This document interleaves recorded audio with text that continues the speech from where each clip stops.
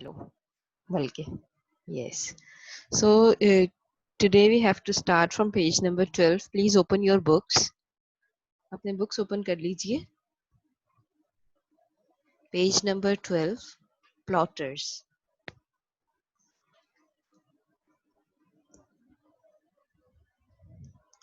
ठीक है? I can't see you all. Please turn on your cameras, boys.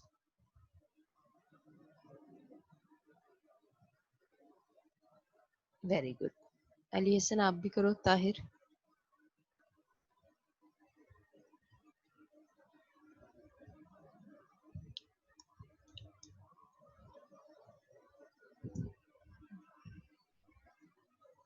Okay, fine.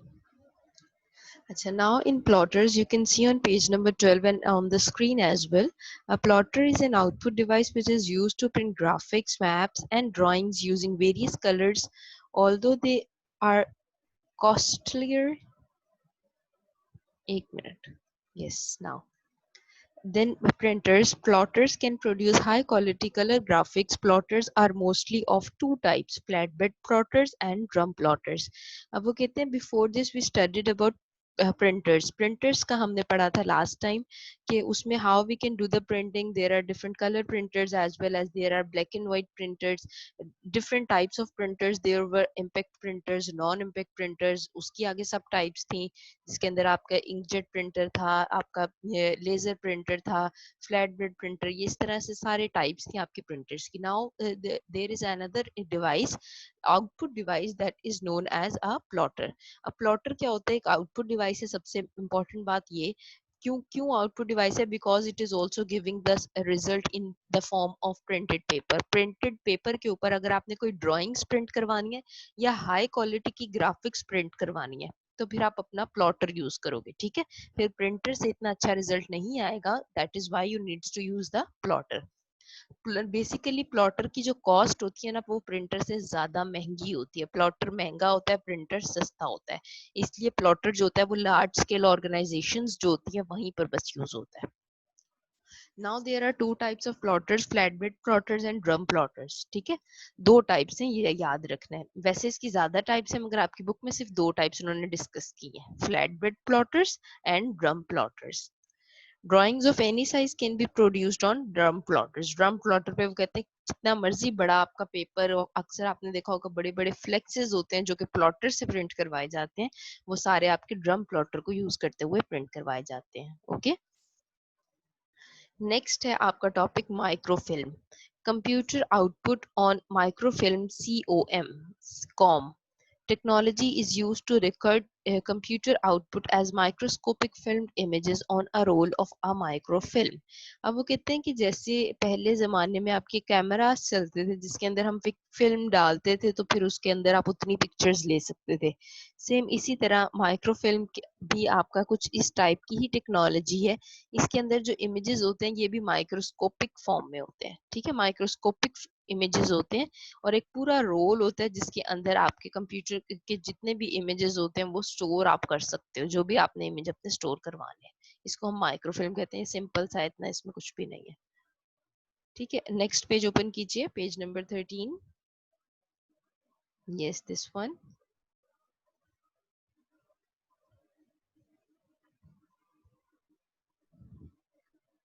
Now the next topic is of memory devices.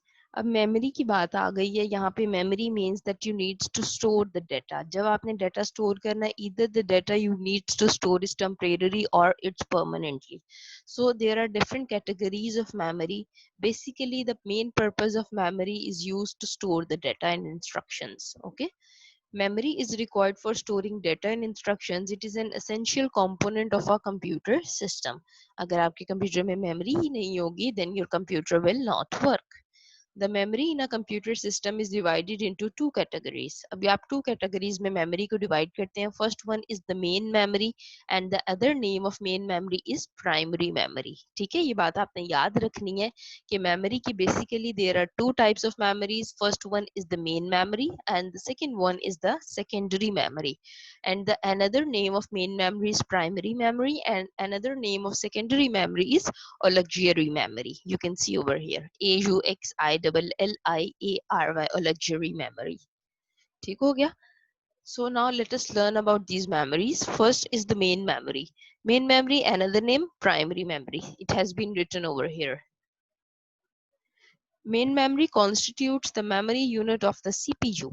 It is mainly based on the integrated circuits and can be directly accessed by the CPU. Accordingly, it is faster compared to the secondary memory and the access time for the CPU is very less.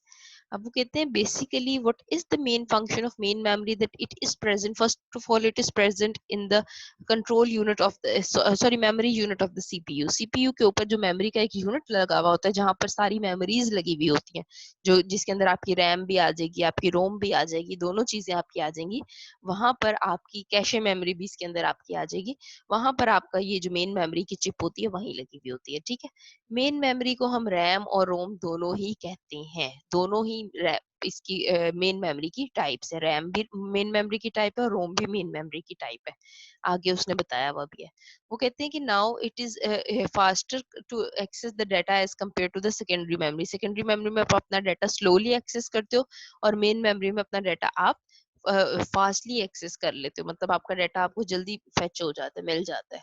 ठीक है, अच्छा, now there are two main categories of main memory. Further मैंने अभी जो आपको बताया दो types हैं, रीड ओनली मेमोरी मतलब रोम और रैम रैंडम एक्सेस मेमोरी, दो टाइप्स हैं, रैम और रोम. फर्स्ट टाइप है इसकी read only memory. Read only memory, rom is a memory that can only be read, it does not allow to be written into it. ताबीन कहाँ देख रहे हैं बेटे, लुक एट योर बुक. हाँ, रोम क्या करता है आपका, रोम में आप सिर्फ और सिर्फ अपने डाटा को रीड कर सकते हो, जैसे कि नाम से ही इसके पता चल रहा है रीड ओनली मेमोरी, कि आपने अपने डाटा को सिर्फ रीड करना है. तो रोम में आप क्या करोगे, you can only read the data, it does not allow you to write the data. ठीक है, आप अपना डाटा लिख नहीं सकते, क्यों, न्यू चेंजिंग नहीं कर सकते. वंस जब आपकी रोम की चिप मैन्युफैक्चर हो रही होती है तो जो मैन्युफैक्चरर उसके ऊपर इंस्ट्रक्शंस और डाटा लिख देता है, आप उसे चेंज नहीं कर सकते. The data and instructions in a ROM are stored at the time of its making and is permanent in nature. अब ROM की जो अंदर जो आप चीजें और डाटा लिख देते हो, वही बात अगेन उसने बताई, वो परमानेंट होती हैं, आप उन्हें चेंज नहीं कर सकते. ठीक है, ROM is also of various types. ROM की भी आगे डिफरेंट टाइप्स हैं. अच्छा, अब यहाँ पर ROM के आगे उसने तीन टाइप्स बताई हैं. रोम को फर्दर उसने तीन टाइप्स में डिवाइड किया, पी रोम, ईपी रोम और डबल ईपी रोम. पी रोम क्या है आपकी, programmable Rome, programmable read only memory. Programmable ROM, PROM, is a type of ROM that can be programmed to record information. Once it has recorded the information, it cannot be changed and the information becomes permanent. अब PROM का भी वही same purpose है जो main आपकी ROM का purpose था. इसके अंदर PROM में क्या होता है कि आपने जो ROM की ये टाइप है और जो भी इंफॉर्मेशन, जो भी अपने डाटा आप इस पे एक दफा लिख देते हो, उसको आप चेंज नहीं कर सकते, उसको आप रिमूव नहीं कर सकते. ठीक है, whatsoever the information has been written on the PROM, it will never change and the data and instructions will be permanent. Okay. Next type है erasable programmable ROM, EPROM. EPROM is another type of ROM that can be erased and reprogrammed to record information. अब EP रोम में वो कहते हैं कि आपने जो data और इंस्ट्रक्शंस लिखी होती हैं, you can change the data and instructions written in EP रोम.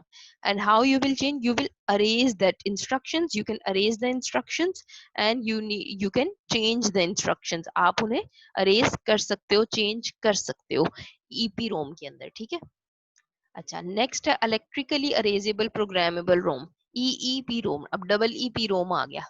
देखो, पहले सबसे पहले खाली सिंपल पी रोम था, फिर ईपी रोम आया जिसके अंदर आप अरेज कर सकते थे इंस्ट्रक्शन को, उसके बाद डबल ईपी रोम आ गया. डबल ईपी रोम में क्या है कि आप अपनी इंस्ट्रक्शन को अरेज भी कर सकते हो by using electrical signals. Electrically का वर्ड ही इसके अंदर आ रहा है, यहाँ पर देखें.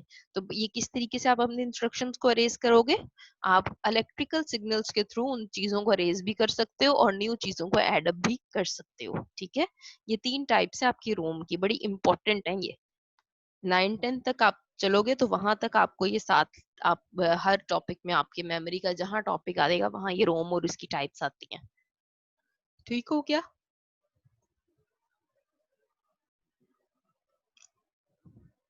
नेक्स्ट है आपका RAM. RAM stands for random access memory. RAM is also known as read-write memory because it allows you to perform both read and write operations. RAM के अंदर क्या होता है कि it is a read-write memory, मतलब आप इसके अंदर डाटा लिख भी सकते हो और डाटा रीड भी कर सकते हो, राइट भी कर सकते हो और रीड भी कर सकते हो, दोनों फंक्शन परफॉर्म कर सकते हो. It allows you to perform both read and write operations. It is temporary in nature. अब वो कहते हैं डाटा जो आप रैम पे लिखते हो ना वो टेम्परेरी होता है नेचर में. आप उसे वो जो डाटा होता है वो तब तक होता है जब तक आपकी पावर सप्लाई कंप्यूटर को मिल रही है. जैसे ही आपकी पावर सप्लाई कट ऑफ होती है आपके डाटा जो रैम के ऊपर पड़ा हुआ होता है वो सारा अरेज हो जाता है. ठीक है. Now open the next page, page number 14.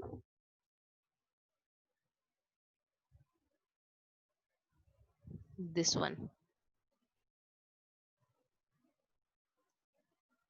The sense that when power is switched off, the contents of RAM gets erased. Thus, it is also said to be volatile in nature. In any computer system, RAM is much larger than ROM, but still has a limited capacity to store data. So, secondary memory is needed in a computer system to store large amount of data as an information. अब वो कहते हैं कि क्या आपके ये जो RAM होती है इसके अंदर ये जो, हालांकि इसकी जो साइज होता है ये रोम से ज्यादा बड़ा होता है मगर ये इसकी कैपेसिटी जो है वो लिमिटेड होती है.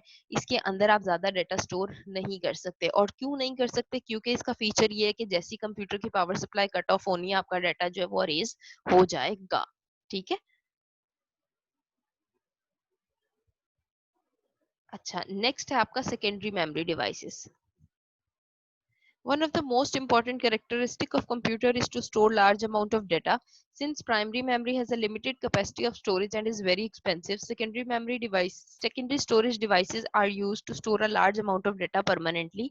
There are various types of secondary memory devices. Let us discuss a few of them. A secondary memory devices के अंदर वो कहते हैं कि आपकी डिफरेंट डिवाइसेस जो कि आप जिनके अंदर आप अपना डाटा सेव कर सकते हो, डाटा स्टोर कर सकते हो, वो सारी आपकी सेकेंडरी मेमोरी के अंदर आती हैं. ठीक है. आपकी secondary memory, why the needs of secondary memory is there. क्यों नीड होती है सेकेंडरी मेमोरी की? क्योंकि जो सेकेंडरी मेमोरी के अंदर जो स्टोरेज कैपेसिटी होती है वो ज्यादा होती है as compare to the primary memory, जिसके अंदर रैम रोम के अंदर आप अपना इतना डाटा स्टोर नहीं कर सकते जितना आप सेकेंडरी मेमोरी में कर सकते हैं. फर्स्ट इसकी टाइप है floppy disk. A floppy disk is one of the earliest secondary storage medium. It uses a magnetic media to store data. A magnetic coated disk is enclosed inside a protective covering jacket. When inserted in a floppy disk drive, the magnetic disk rotates within the covering jacket. The floppy disk drive has a read-write head and has which accesses the magnetic surface of data, read data and from it and write information on it.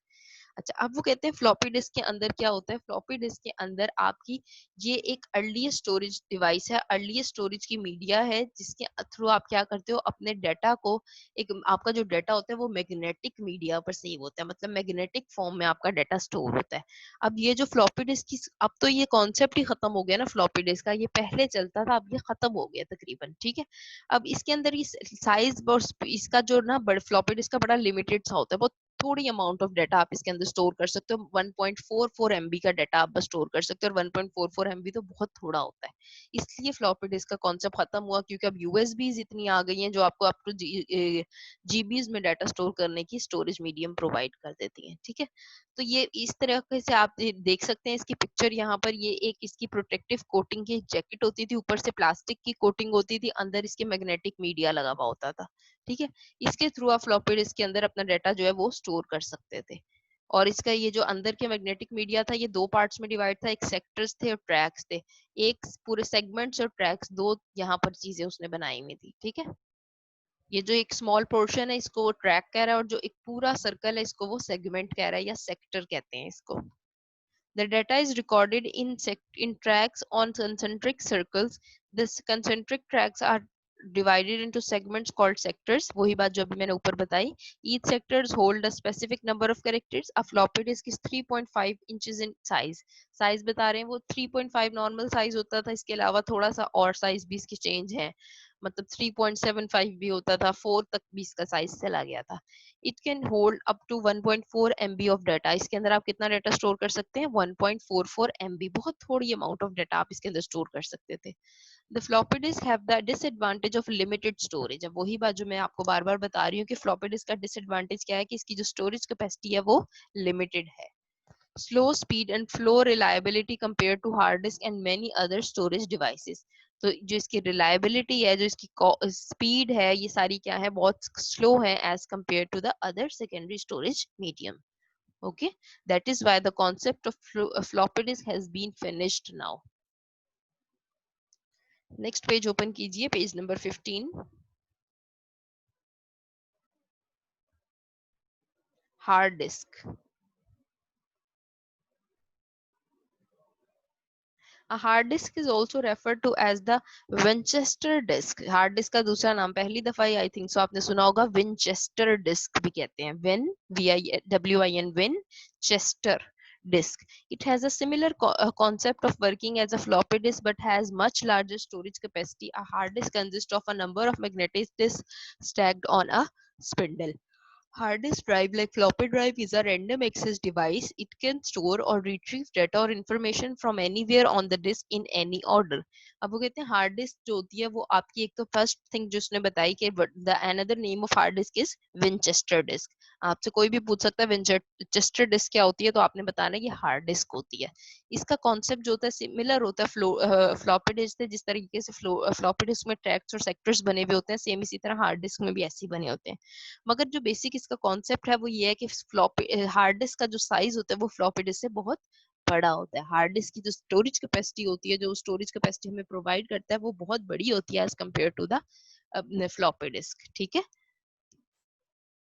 अच्छा, और दूसरी important बात ये कि hard disk के अंदर जो data आपका एक्सेस करते हो वो रैंडम एक्सेस करते हो, मतलब रैंडमली आप अपना डाटा एक्सेस कर सकते हो कि जितनी भी आपकी चीजें होती हैं वो रैंडमली आपको अगर कोई भी फाइल चाहिए तो हार्ड डिस्क आपके लिए वो ओपन करके दे देगा। ठीक। नेक्स्ट है आपका मैग्नेटिक टेप। अब ये भी जो मैग्नेटिक टेप का कॉन्सेप्ट है ये भी बहुत पुराना है, शायद आप लोगों ने ये देखी भी ना हो या हो सकता है आपने देखी हो। ये आपको इसकी डायग्राम नजर आ रही होगी यहाँ पे। ये दो, एक बड़ा सा यहाँ पर गोल बना हुआ होता है और एक स्मॉल होता है। अब ये दो सर्कल्स जो बने हुए होते हैं ना, इसके ऊपर एक मैग्नेटिक कोटिंग की एक बारीक सी लाइन होती है, ब्राउन कलर के पेपर की, मैग्नेटिक कोटिंग पेपर कहते हैं। उसके ऊपर आपकी जितनी ऑडियो होती है, वीडियो होती है, वो सारी सेव हुई भी होती है। इसको हम कैसेट भी कहते हैं, cassette. A magnetic tape is like an audio cassette or video cassette. A tape made up of plastic ribbon coated with a magnetizable material on one side is mounted inside a cassette. It can be inserted in a tape drive to read or write data on the tape. Like an audio or video cassette, magnetic tapes can be used to read and write data only sequentially. They cannot be used to access information randomly, like in a floppy or hard disk. These are suitable when large amount of data is required to be stored and accessed sequentially. अब वो कहते हैं magnetic tape में आपकी basically क्या होता है कि आपका जो ऑडियो और वीडियो एक कैसेट्स होती थी, सेम उसी तरह आपकी मैग्नेटिक टेप उन्हीं चीजों को हम कहते हैं। इसके अंदर प्लास्टिक का रिबन होता है, जो अभी मैंने बताया ना आपको, ब्राउन कलर का छोटा सा रिबन लगा हुआ होता है, मैग्नेटाइजेबल रिबन होता है, मैग्नेटिक रिबन होता है। उसके अंदर आप अपनी जितनी ऑडियो और वीडियो है उन सारों को स्टोर करते हो। ठीक है। इसके अंदर क्या होता है, आप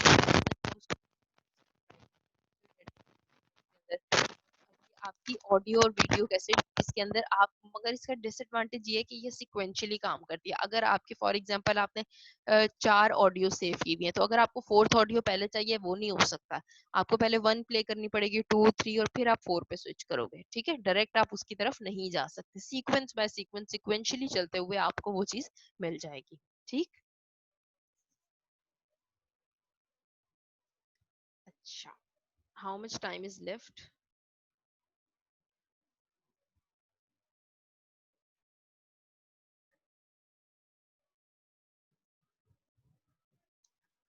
चलिए ये पेज हो जाएगा। नेक्स्ट है आपका कॉम्पैक्ट डिस्क। कॉम्पैक्ट डिस्क के अंदर क्या है, compact disk popularly known as CDs. ये तो सबको ही पता होगा, सीडी की फुल फॉर्म है कॉम्पैक्ट डिस्क। जो नॉर्मल सीडी हम यूज करते हैं उसको हम कहते हैं compact disk. Or optical storage disk, they uses data storage techniques based on the use of light beams. Data is stored on CDs by means of tiny bits that are burned on into thin coating on the disk surface.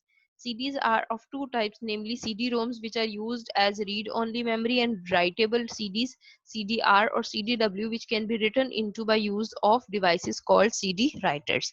अब वो कहते हैं CD के अंदर normally आप सबसे ज्यादा use करने वाली चीज ये है CD. इसके अंदर आप अपना डाटा स्टोर कर सकते हो अप टू 600 to 700 MB, जबकि फ्लॉपी डिस्क का जो कॉन्सेप्ट आया था वहां पर आप 1.44 MB का बस डाटा स्टोर कर सकते थे, जो कि बहुत थोड़ा था. मगर सीडी के अंदर आप 600 टू 700 MB का डाटा स्टोर कर सकते हैं. सीडी की जो सरफेस होती है वो ऑप्टिकल होती है, मतलब एक ऑप्टिकल होती है. आपको एक लाइट की बीम नजर आ रही होती है, डिफरेंट कलर्स की लाइट फोकस की हुई होती है आपकी सीडी के ऊपर. आपको कलर्ड सी, आपको आगे पीछे करो तो शाइनी सरफेस आपको नजर आ रही होती है. ठीक है, ये लाइट बीम के थ्रू जहां जहां आपका डाटा लिखा जाता है ना सीडी पर, वहां वहां पर डिफरेंट कलर्स आपको नजर आने लग जाते हैं. ठीक. अच्छा, सीडी की भी दो टाइप्स होती हैं. इसमें रीडेबल सीडी भी होती है और राइटेबल भी होती है, कि कुछ चीजें होती हैं आपने न्यू चीजें अपनी सीडी के ऊपर स्टोर करवानी है, तो वो आपको एम्प्टी सीडी, ब्लैंक सीडी लेकर आपको उसे बर्न करना पड़ता है और फिर आप अपना डाटा स्टोर करवा सकते हो. मगर जो रीटेबल होती है उसके अंदर वो आपका पहला ही डाटा स्टोर हुआ हुआ होता है, आपने सिर्फ अपने डाटा को रीड आउट करना होता है. ठीक. अच्छा, कैपेसिटी मैंने आपको बता दी. इसमें लार्ज अमाउंट ऑफ आप डाटा स्टोर कर सकते हो, ऑडियो, वीडियो, ग्राफिक्स, टेक्स्ट, कुछ भी इसके अंदर आप स्टोर कर सकते हो. आप देखते हो बेसिकली गेम्स की सीडीज आप परचेज करते हो, उसके अंदर कितनी हाई क्वालिटी ग्राफिक्स का डाटा जो है वो सारा स्टोर हुआ हुआ होता है. Normally the size of the CD is from 600 to 700 MBs. ठीक हो गया. अब ये आज हमने पेज नंबर 15 तक रीड आउट किया है, स्टडी किया है. Now you needs to revise these all, and if there is any question you can ask.